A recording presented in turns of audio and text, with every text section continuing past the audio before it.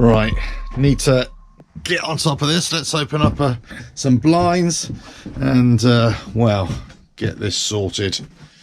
Oh. RevelatorAlf. Right, there we go. So construction has been completed outside. I'm going to get back onto my welding on my bike trailer, and hopefully I won't do any more injuries to myself. I'm going to be wearing these steel toe cap boots, that's for sure. Yes, I know I should have done it, and it's my own fault, and karma is a bitch, as they say. Or do they say? I don't know.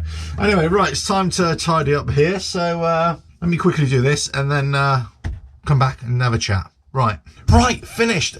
Kind of tidied up, I suppose.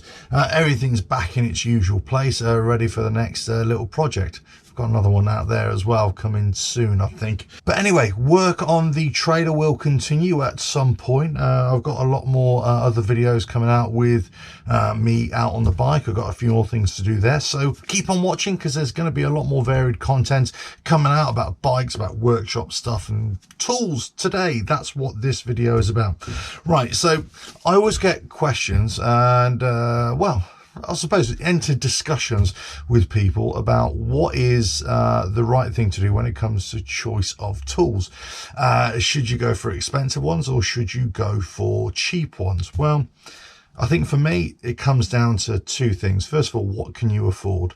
If you can really afford the really expensive tools, and you think that those tools are going to give you not only better value in the long run, but also they are much proven better quality, then yeah, okay, go for those.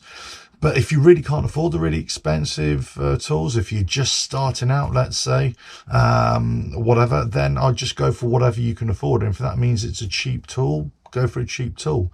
And even if it's from China or whatever it's from, you know, as long as it gets a job done, that's all that matters. Now, the other thing I want to mention here is this. There are another two factors which I reckon when I'm deciding to buy a tool or not. First of all, how often am I going to use that tool? Am I just buying that tool just for a particular project, and the likelihood is I'm never going to use it again, or very rarely? Or can I afford to replace it with another expensive tool? Okay, so let me just talk about the first factor first of all. Let's just say I need to build some decking for whatever reason, and I need I don't know, a cutting tool or something, a specific tool that I haven't got in my arsenal, but I kind of need it to do that decking tool, or I don't know, a job on the bike or on the car, whatever it is. Whatever it is, that's all I need. Now, do I go and spend £200 or £300 on a DeWalt, let's say, or a Bosch or something like that, a Milwaukee or whatever it is, or do I spend £30, £40, let's say, on some unbranded thing from China? All I've got to make sure is if it works, and will it last that job?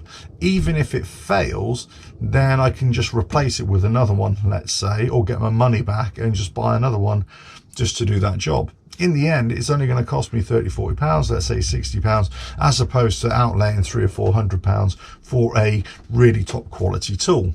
So that's one thing. Now, the other thing is this: it really depends where you are in the world, of course, and what the situation is where you live. But tools do tend to go walkabout on job sites, or from people's houses, or out of people's vans or trucks, let's say. So you've got to decide whether actually you can afford to buy it in the first place.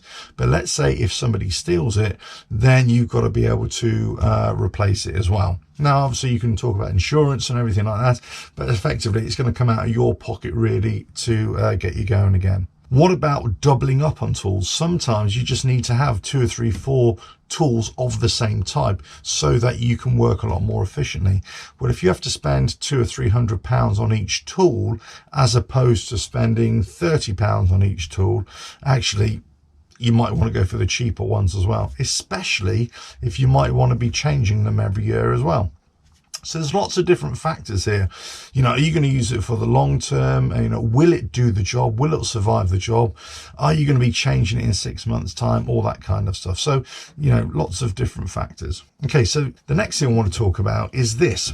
Will a cheap tool necessarily be worse than a more expensive tool. So I'll give you two examples. They're both old now, so they're both worn, these tape measures, and actually I do need another tape measure. Okay, but essentially this one was about 20-25 pounds, which I bought a few years ago now, and this was about £3.99. Which was best? This one, the cheap one from a local DIY store here in the UK. It's from B&Q, which is a big chain of DIY stores, right? If you're in the UK, you know. And this one was from, God knows where I bought it from. But anyway, this was really expensive. This wasn't. They both perform exactly the same. They're exactly the same length. This looks a bit chunkier. It feels a bit chunkier. But actually, it's exactly the same as this one. But actually, this hasn't lasted as long because, look, really loose there, and it's quite flimsy. This one is exactly the same, but it's actually lasted a lot longer. So cheap isn't always bad. Cheap isn't always cheap. Cheap sometimes can just be cheap, and it's good value for money. So keep that in mind when you're trying to weigh up a cheap tool versus an expensive tool. Okay, the other thing to consider is sometimes a cheap tool really is just a cheap tool, and it is going to break down pretty quickly. So I've bought lots of tools in the past that have broken as soon as I've started to use them, all that kind of stuff. So it's really a bit of a gamble whether you go for a really expensive one or a cheap one. As I say, you know, if you really can't afford it, yeah, go for the cheap one and just get it replaced. If you're really not sure about whether you're going to use this for a long period of time, I would go for a cheap one. But there's never going to be a guarantee it's going to be good value. There's never a guarantee that it will last. And also, it's never a guarantee that it will be accurate or calibrated enough, depending on what kind of tool it is. So let's just say, okay, this drill drive I got here, yeah, pretty good, pretty standard. I'd say mid-range, I would say, pricing on this one. And it's actually lasted, lasted me really well. Quite a good make. I never used them before. Now, is it a DeWalt? No. Is it a Milwaukee? No. But it's kind of middle of the range. So actually, for me, it does quite well. I do notice, though, with my drill from it as well, if I'm doing some quite intensive drilling, I can really feel the motor starting to heat up, and it doesn't like it so much. So, you know, maybe a more expensive tool would last a little bit longer, maybe a bit more powerful for the longer duration, but also the actual action of it might be better. It might feel a lot more solidly built. So, you know, there's a lot of factors, you know, when you're deciding to buy a more expensive one versus a cheap one. It just might perform better, but they both still perform. You've got to ask yourself whether they perform adequately enough for what you want to do. I've just been invaded by a bumblebee in the workshop, so excuse the buzzing sounds if you hear it. Right. Oh boy. Just go away, boy. Just go away. Go on. Go, go, go, go. Shoo. Shoo. Shoo. Yes. Victory. I've got to say, if I'm buying a tool for the first time and I've never used that tool before, or it's for a job that I've never done before, I would be reluctant to go and spend a lot of money on a really expensive tool that I've never used before. Might be better to buy the cheaper tool, practice on it, see if you really need it, and then upgrade at a later stage. Might be a better way to go. But anyway, look, this is entirely up to you, and everybody's got an opinion, of course. Let us know in the comments what you think as well. But certainly from my point of view, I'm not really that concerned about whether a tool is really expensive or really cheap. There's going to be pros and cons for buying both, I think. But ultimately, you're looking for quality. Now, I'm not going to say which is better. Now I've got helicopters flying above. Now, I'm not going to say which is better, a cheap or expensive product. That's really up to you, and it really depends what you find. But I would say in the last few years, those cheaper products coming from eBay and Amazon, let's say from China, do tend to perform a lot better than they used to. So it's harder to make the distinction between a really expensive tool and a cheaper tool in terms of product. maybe in terms of longevity, yeah, you're going to have a better overall deal. But I think if you're buying something for the short term or just for one job, or if you can't really afford it, or you need multiples of the same tool for a particular job, I would tend to go for the cheaper side first of all, and then see what happens after that. If you need to upgrade later, upgrade later. Okay, so this now brings me on to my next point, and that is consumables. And what I mean by that is saw blades, drill bits, all that kind of stuff. Do you buy the cheap or do you buy the expensive? Well, now here is where I kind of turn it on its head, really.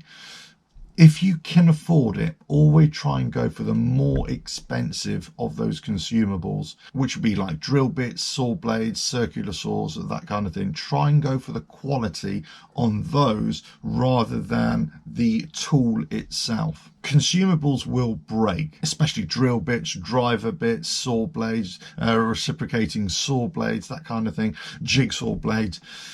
I would say if they're going to break, then the chances are that you really want a more expensive one that's probably not going to break as easily, be a lot safer, but it'll also probably perform a lot better than a really cheap alternative. So from my point of view, I would say go for the more expensive of those, or try them out and see what you think. It's actually easier to compare and contrast a cheaper consumable part, let's say a saw blade, as opposed to a really expensive one. You'll notice a difference quite quickly. So I would say spend more on your consumables, and maybe as an initial expense, spend less on the tool. But as I say, that's open for debate. Over to you. Right, that's it. Got a few more things to do in here, then just a couple more tidying up things to do outside, and ready for a barbecue. Catch you again. Don't forget to subscribe, like and share. Check out the website, RevelatorAlf.com. If you want to send me anything, check out the About page on the YouTube channel, or on the contact page on the website as well. You can send me anything you like, and I'll review it on the channel, quite possibly. Send me tools. I love tools. Ta-da.